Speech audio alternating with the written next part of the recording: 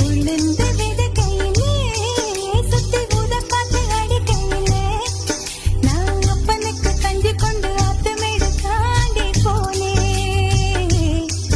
கண்ட நல்ல நல்ல சகுனத்தில் நெஞ்சு குழி போட்டு போனேன்.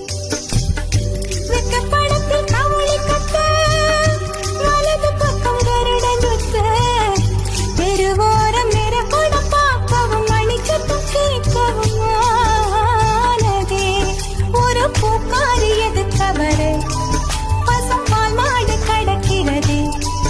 இனி என்னாகுமோ ஏதாகுமோ இந்த சிரிக்கி வழியில் தெய்வம் புகழ்ந்து வரம் தருமோ.